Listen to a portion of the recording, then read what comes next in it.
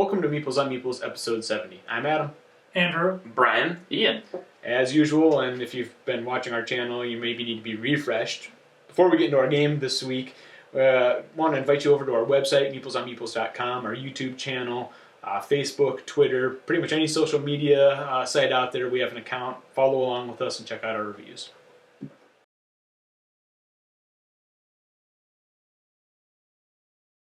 Our game of the week this week is Specter Ops. It's a game of, I guess, hidden movement where one player is a spy trying to break into this complex, represented by the board, and then the other four players are hunters trying to hunt them down and catch them. The basic setup is the spy does not start on the board. All of the hunters start in the car down here, and you would put their player pieces on the cardboard to show that they're all in the car. And then you begin, the spy goes, and then the hunters each take a turn, and you keep going back and forth like that. What the spy is one of these four characters here, and they all have a character card that matches them with a red border and a red back, and then they all have their own special abilities. So the player is going to be the spy. In secret, chooses which spy they want to be, and they put that card face down in front of them and hides the other card so nobody knows who they are until they're seen. Okay, I know who I am. I'm sneaking in. They don't know who I am or what special ability I have until I have to reveal it when they finally spot me. I also get to choose, in a 2 or 3 player game, 3 equipment cards, whether it be flash grenades, smoke grenades, a hologram, decoy, all kinds of cool little spy gadgets to stun or trick them. If it's more than 3 players, 4 or 5, I get 5 equipment cards. And then I have this pad of paper in front of me. The spy always enters at space N1, and their goal is there's 4 objective markers placed on the board, and actually if it's a 4 or 5 player game, you don't place the objectives, so the hunters do not know what spaces you're going to, but the first objective is somewhere in this vicinity, the second one's always somewhere down here, third is in this quadrant, and the fourth is up here. As a spy, I have to get 3 of the 4, and to get them I have to end my turn right next to it. All of the hunters go at the beginning of my next turn. I can say, I just claimed this, I flip it over or reveal it, and then I move my 4 spaces and run away from it. But I have to collect 3 of those and escape within 40 rounds. Okay? Even if I get all 3 and I don't escape at the end of round 40, I lose, or if they kill me before then, I lose.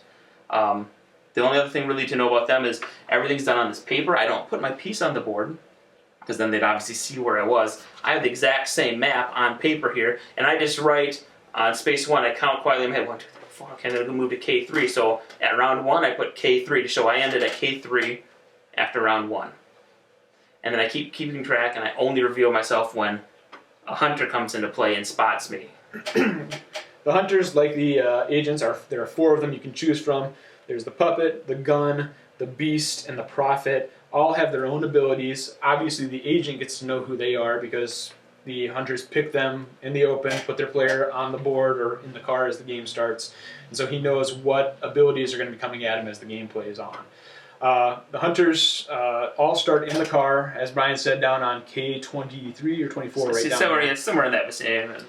And the car can move 10 spaces no matter who's in it, but it can only move 10 spaces for the entire round. So one hunter can move it 3, another hunter can move it 3, and another hunter can move it 4 spaces.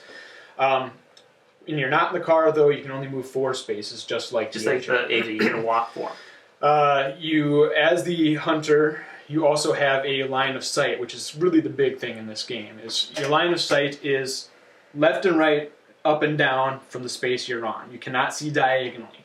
And the way that comes into play is after you move your character, let's say I'm the puppet and I move my character. Let's say for the sake of argument, that I'm this little ninja guy and I am on space L11. I move to L13 and I ask the agent if I can see him. If I can't, if he wasn't there, he'd say clear. But if he is in the straight line up, there's nothing in my way, I could see him, he would say, yeah, you can see me. He put his guy on the board right where I can see him.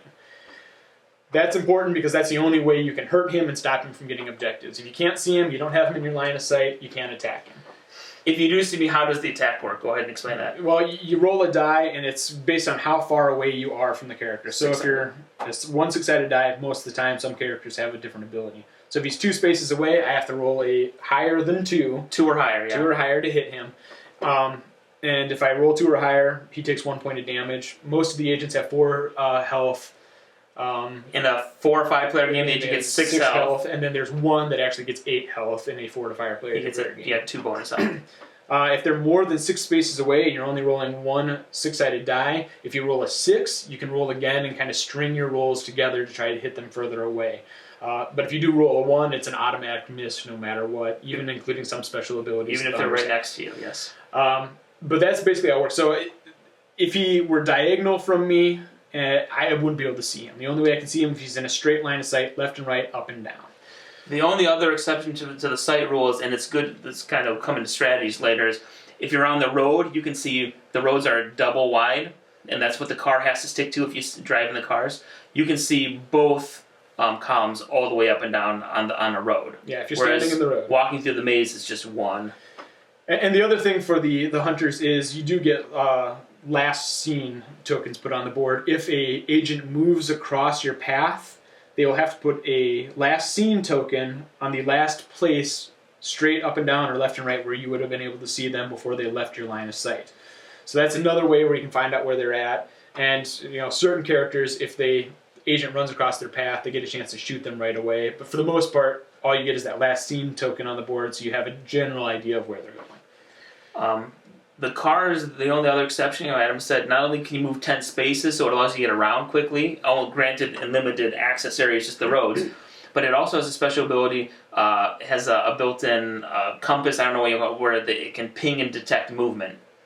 If you do that, you can't move the car for the whole round, though. Typically, it uses the whole car's ability until it gets back to the spy. And the way that works is it's north, south, east, or west, and if you use the sensor and you ping, the agent has to tell you what direction he is from the vehicle. Normally, you have to be in the vehicle to use that, but there is one character, the puppet, who can remotely use the sensor in order to ping where the person is at. And so what it'll help you do is it'll help you say, I'm northwest. Okay, so he's got to be north of the 23 row here, and he's got to be to the left of the K, column. He's somewhere in this. So it helps you narrow it down. If the further up or down you have the car, it gives you an idea of which way they're moving. They only have to say it if they move, I think it's 3 or more spaces. If they stood still the last round, they don't have to announce any movement because the motion detector would detect them. And the way the game ends then is either the agent gets 3 objectives and gets out, the hunters kill the agent, do 4 points of damage or more, or 40 rounds run out and the agent doesn't get out of the base. It's not as complicated as it sounds, but I think that kind of summarizes it pretty well. It's a game of cat and mouse.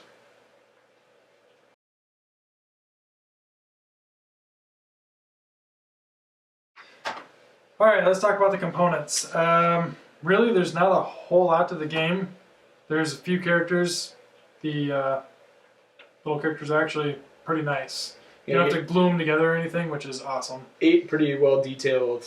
Yeah, it's very detailed. And they're all different on a pose. They're easy to tell apart on the board, which is really nice. Yeah, there's not really a lot of cards. I mean, you have your character cards, and then you have the equipment cards, and you have the car. Yep. Do you think they give you enough boards for the spy? That's the one thing that I would maybe worry, and I haven't looked on their website to see if they sell extra pads, but I mean, there are a lot of sheets here. Are these all identical? Yes. You could photocopy them. Can you photocopy? You could easily photocopy that. Yes. But I mean, they give you enough little chits. I mean, you got your last scene markers, stun markers. There's probably 50 sheets in there too, I would guess. It's a good size. But you're not going to be using a ton of the. I mean, you use 1 or 2 of those chits at a time, really. So there's plenty of those. They're a good quality. I mean, cardboard. I think they're mostly all double-sided. Typical thickness, as far as cardboard chits go in most games. The way that the numbers read off, even though I think they're a little bit more. It's flat. It's a flat board with a kind of a glossy print. I was just going to say that it's almost a problem to read from certain angles because you get a dark background with a glossy print on it, and if you don't have the light hitting it right, you can't see it. The coloring is weird. They should definitely have done a little bit more lightened. But the coloring doesn't have anything to do with gameplay, though. No. I mean, you have to tilt your head and cock your head a little bit here and there, but it either makes it really easy to read as the light reflects off those glossy letters, or it's really hard and you're I mean, I was sitting at that end of the table, and if you got in the dark areas here, I'd have to stand up to see them. Where we have the light right here, I can see right here just fine. get past where this card's at right here, I can't read anything in the dark area. It's a neat idea, but just I don't think it came across. And they as are well as it raised a should. little too, which is also kind of cool. So you're gonna do it in Braille? you could maybe. Well, I think, if your only other option is to make them a standout letter, which that maybe takes away from the style of it. That's make it true. like a white print or something. It would look really ugly then. If you, so that comes up with my next question. The rest of the board, like art, color-wise, what do you guys think of the quality of the board or the artwork on the board itself? The artwork on the board and on the just to go to the character cards too, I think is really good. I mean, I do think it's so. well illustrated. The board, I think the kind of colors and everything play in well. You kind of get the shadows. I was gonna say it gives the feeling of like shadows, lights being because technically you're sneaking around as the spy, and it kind of everything looks like 3D, like it's popping out. The lighted areas and everything else. I mean, like there really doesn't really mean anything to the actual gameplay itself. Like there's only like certain sections that are lit, but it's all line of sight. Really, you got like the light that's putting off light here, like a light on the wall, or you got this like reactor thing over here. What I'm saying is like if you get into like a dark section that doesn't actually gain or add any extra functionality, it just is what it is. You know, it just gives you a theme look, and that's it. The board itself is actually pretty decent cardboard, and it's all one piece, so it won't separate and move on you. Not that there's a whole lot going on the board. That is nice. But at least you don't have separate pieces to for a board this size, it folds up into 6 sections. Actually. One thing component-wise I would have liked to have seen is a double-sided board for this. Yeah. Maybe a different setup, a different map. Granted, you need 2 pads of paper to pull it off. That's true. But it's something they could have done really easily on Not this. really, they just could have made these double-sided. You could have done that too, exactly. But that's just being nitpicky of something they could have thrown in. One word. Expansion. Expand. More money down the road. They'll sell more boards with more characters with different abilities. Hopefully. One question is, why aren't these painted yet? I mean, Painting video coming soon. They look good painted. Painted by somebody good that knows what they're doing. Yeah. Well, But anything else on components, you guys? I mean, I think overall they're pretty good. Yeah, it's simple, basic, but built well.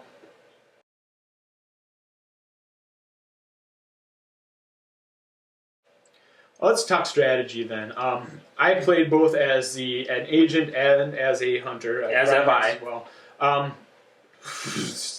As a hunter, strategy is maybe, I don't know, easier is the word, but you got 2 other, or at least 1 other person to play off of usually.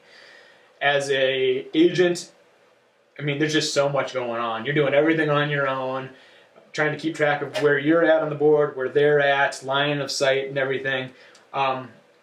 So just the complicated thought process factor there is, as an agent, I think it's just a tougher game overall.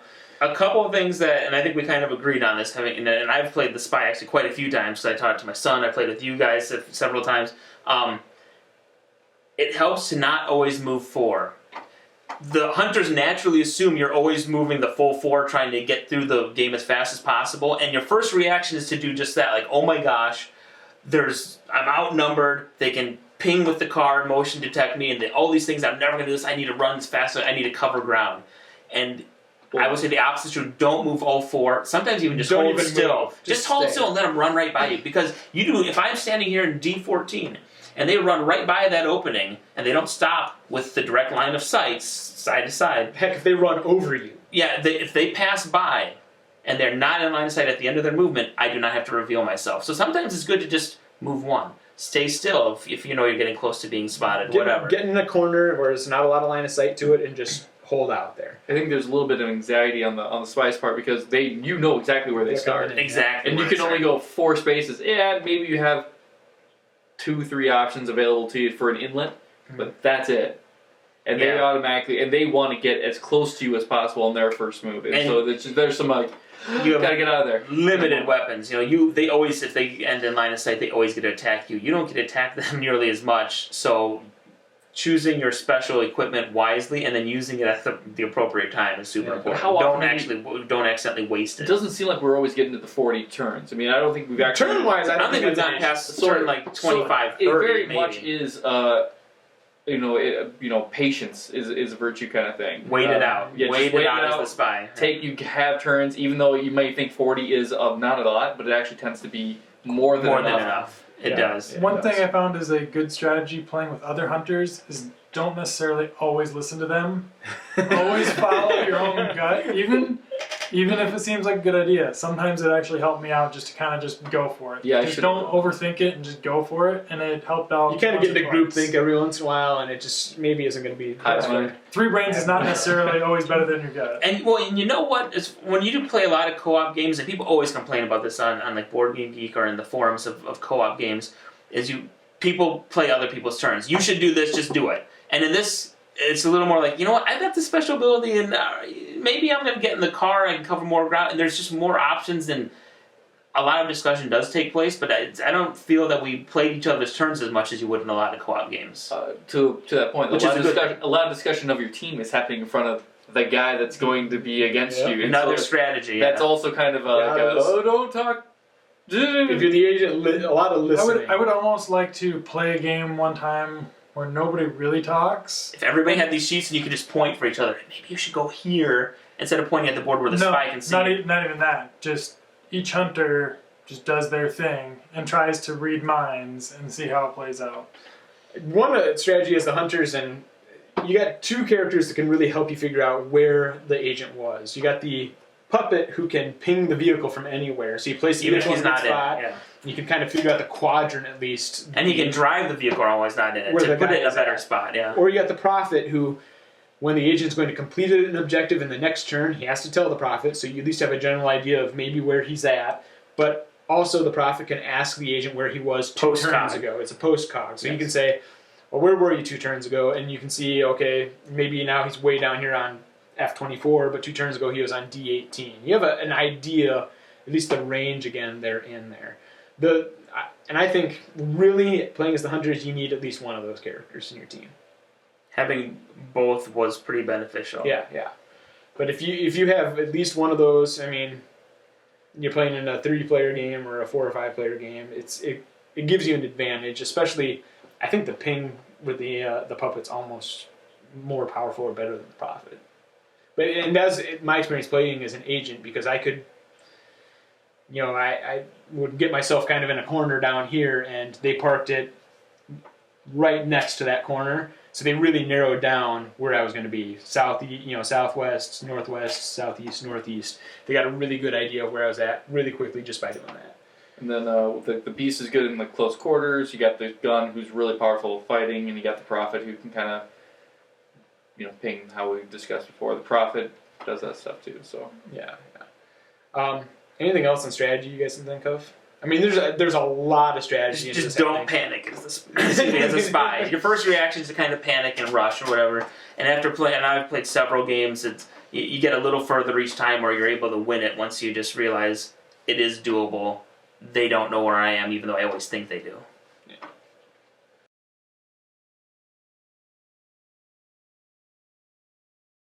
let's talk likes and dislikes.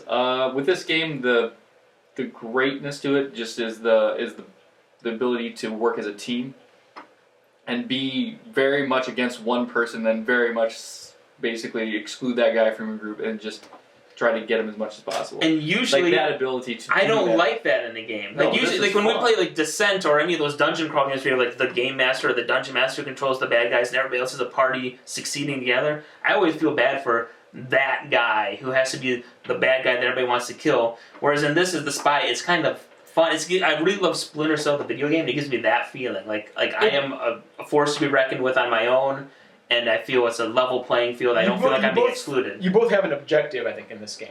Whereas the Dungeon Master's objective, I guess, is to make you lose. But in this game, I'm trying to get out as the agent, you're trying to stop me as the agent. You have an objective that's specific to this game, and it's not just playing against the bad guy Trying and to the get rules of the character. Trying to get the hit point down and call it good. Yeah, exactly. I also like that it feels well balanced. The first game I played, I was the spy. And I felt, oh my gosh, I'm horribly outnumbered. They know where I am. They're cornering me about. And then the first time that I played as the hunter, I felt, oh my gosh, they could be anywhere. Where are they? What are we doing? And then that's when it kind of dawned on me. Oh, it's actually pretty. Both sides are thinking the same thing. There's no way. How am I going to pull this off? I'll jump in and say I like the components. They are fairly limited, but the characters themselves, the little miniatures are really nice. The art style, I think, is really good. The components are all high quality, I think. The cards maybe aren't great, but there's so few of them that you could sleeve them really easily, and it's not going to be that big of an issue. I'm actually surprised I have not sleeved these yet. Now that you mentioned that, I'm like a stickler. How much is this one? You can always be able to find it cheaper, but it's, I believe, full MSRP. I think is $60. Go online. Obviously, you're not going to pay that. I think you're getting good quality for that. Even though, I mean, it's even looking at this. I haven't played as the spy or agent or whatever, but the buildings are actually little drawn out buildings. Yeah, they actually match what they are on. I mean, it's crazy. They could have just had it just blocked off. Just a little gray square, whatever. That's pretty nice. I do like the feeling I get when I play the game of whoever is the spy. I just want to rip this out of their hands and be like, "Where are you?" I want to know. Right well, it's at least 50 games of fun. That's all you're getting out of the game. It's like $1 per game or something, I think, per the sheet. I also like going back to proving that it's a pretty level playing field, despite how you might feel the first couple of games. The first game I played Spy the first few times because it's my game and I was teaching people. I lost around round 20 or 21. I had gotten 2 of the 3 objectives. I was almost to the third one and they killed me. The second game I won and it was like round 23 or 24. So the hunters were able to win in just a little over 20 rounds. The spy was able to win in the same number of rounds. It's very doable and it's very What was level. our last game? Were we into the 30s? No, we're at 22. 22 when we so killed we're the so Kevin really, spy. I mean, so again, And that's the thing. It's not heavily sided, which is nice. No. Exactly. I played the last game we played was my first time playing as a spy, and I actually got all 3 objectives. I didn't feel I felt like I was just going to get killed in the first 10 rounds and I was going to be done. I made it to the point where I was trying to actually escape the base.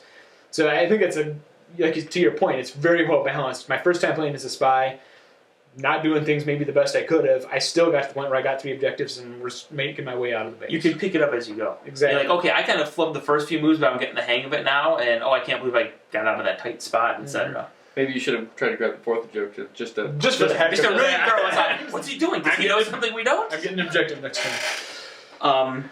Any other likes or dislikes you want to throw out there before we get to our final reviews? I would say the rulebook's actually really good as far as spelling And things it's out. small. For Yeah. a game that seems so complicated, you read it, it makes sense, and it's, 6, 7 pages? Yeah, 4 pages front and back, and the back page is just the credits. So, And to its credit, we've had to look a few things up, but we found answers on the exact question pretty quickly. Yeah, from the company. The Plaid Hat Games fact page is super awesome. It's very helpful.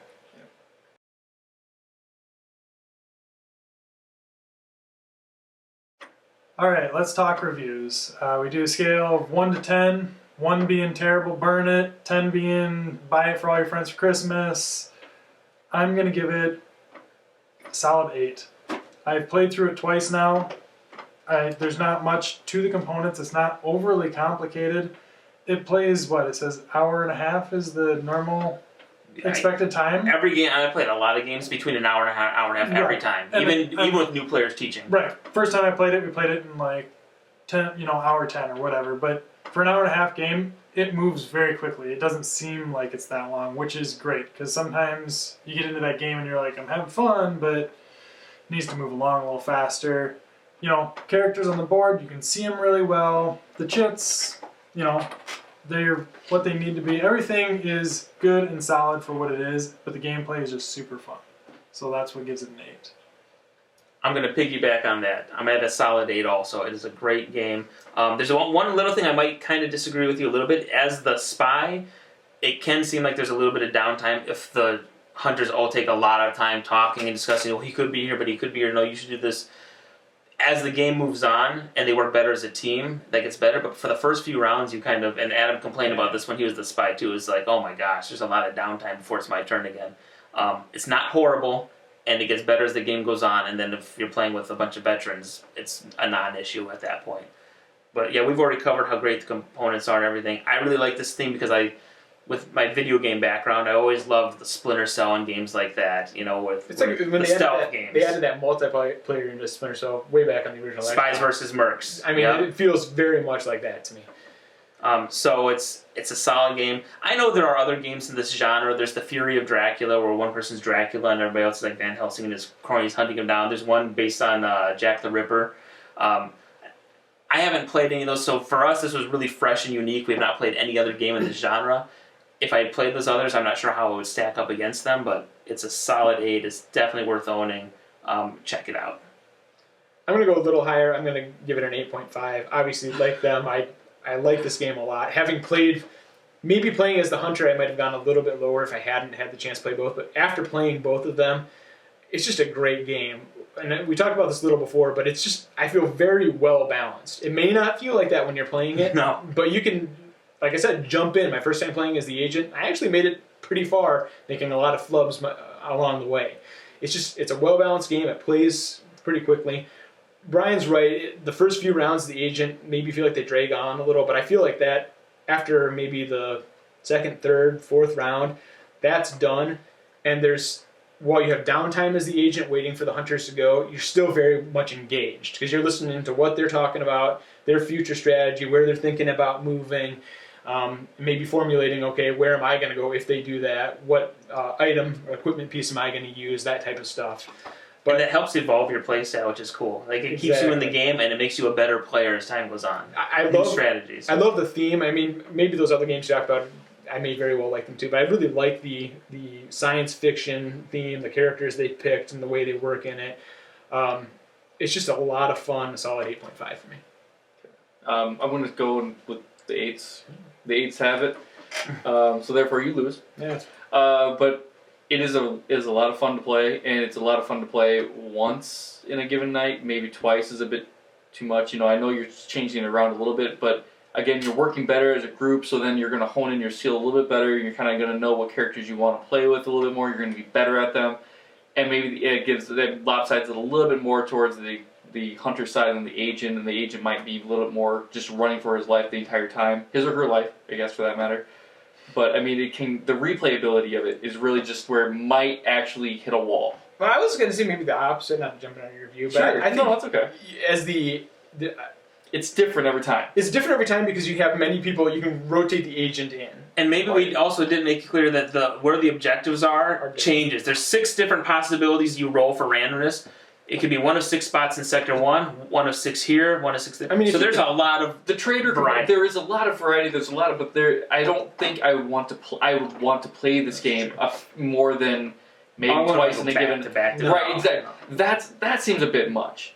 And then just like maybe once a week, if you play every night, or like once every other month to bring this out. Yeah, it's a lot of fun to play it that one time, but to continue to do it, it's going to get a little bit daunting because you put a lot of effort into just even one round, and then you'd be like, "Hey, you want to play it again?" You're kind of like, let's kind of burnt out. Let's do a little bit lighter thing because that took a lot out of me in the first place because it was a lot. It is a very much like I don't know where he is, and then you kind of get that ability or that sense. A lot of tension. Yeah. Right, yeah, exactly. You do feel it. You do feel it. Especially and it comes through, and that's what makes it a good game. But I just don't think that the replayability on it in one given night is there, and maybe it is lacking on. I would say that definitely, or in the autoplay features and the other things that we discussed. So. I think it's a solid game. We all really enjoy it. Highly recommend it. And just check back to our channel next week and see what we're playing.